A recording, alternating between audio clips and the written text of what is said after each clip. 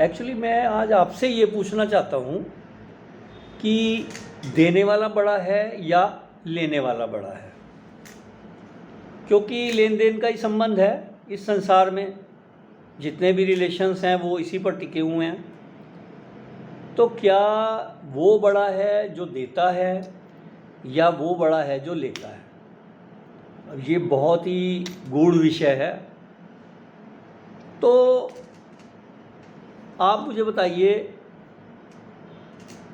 जब माँ बालक को जन्म देती है तो क्या वो बालक बड़ा है जिसने जन्म लिया, या वो माँ बड़ी है जिसने उस बालक को जन्म दिया? कौन बड़ा है? एक व्यक्ति नदी में डूब रहा है, गहरे पानी में। दूसरे ने देखा, तुरंत जंप मारी, पानी में कूदा, उसको निकाला, निकाल कर बाहर लाया, उसकी जान बचाई। तो जान बचाने वाला बड़ा है या जिसकी जान बची, जिसको जान जाते जाते मिल गई वापस, वो बड़ा है? कौन बड़ा है ना क्वेश्चन? सोचना इसके लिए बहुत ज़रूरी है। एक भिखारी रोड पर फटे हुए कपड़ों में, धूल धूसरित चेहरे के साथ, बिना नहाए धोए, बाल दाढ़ी बड़ी हुई भीख मांग रहा है, और कोई उसको दया करके भोजन खिला रहा है। तो वो जो भिखारी मांग रहा है वो बड़ा है, या जो उसे भोजन खिला रहा है वो बड़ा है? किसी को 500 रुपये चाहिए, उसने अपने किसी फ्रेंड से मांगे, उसने उसको 500 रुपये दे दिए। अब यहाँ पर वो 500 रुपये लेने वाला बड़ा है या जिसने दिए हैं वो देने वाला बड़ा है? बहुत सारे ऐसे ट्रांजैक्शन हैं जिसमें लेना देना। जो लोग जॉब करते हैं, पूरा महीना काम करते हैं, उसके बाद उनको सैलरी मिलती है, तो सैलरी देने वाला बड़ा है या सैलरी लेने वाला बड़ा है? क्योंकि वो तो काम करके सैलरी ले रहा है। लेकिन काम देने वाला अगर काम ही नहीं देगा तो उसको सैलरी कैसे मिलेगी? तो कौन बड़ा है ना? आपको याद होगा, बचपन में एक कहानी थी जिसमें राजा के 2 बेटे, एक ने तीर मारा हंस को, हंस नीचे गिरा, और दूसरे ने दूर से आकर हंस को उठाकर पानी पिलाया, हंस की जान बचाई। तो जिसने तीर मारा वो बोल रहा है कि ये हंस मेरा है, मैंने इसको तीर मार के गिराया है। वो बोलता है ये हंस मेरा है, मैंने इसको मरते हुए को पानी पीकर बचाया है। तो वो जिसने तीर मारा, वो जिसने पानी पिलाकर हंस की जान बचाई, या वो हंस, तीनों में से कौन बड़ा है?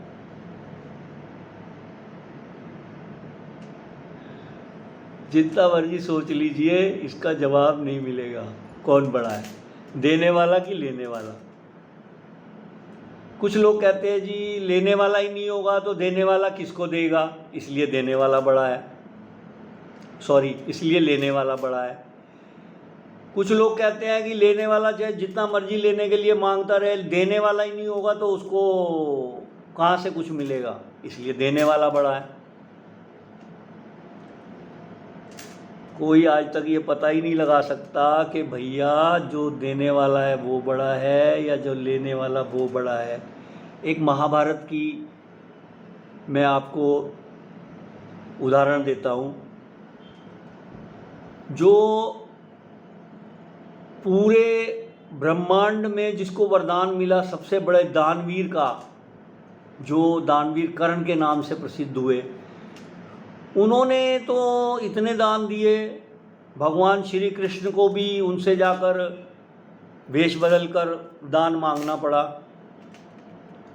अब ये देखिए कि जो त्रिलोकी का नाथ है, जो भगवान श्री कृष्ण स्वयं परमात्मा हैं वो करण से जाकर भेष बदल कर मांग रहे हैं दान में कुछ, तो करण बड़ा है या भगवान बड़े हैं?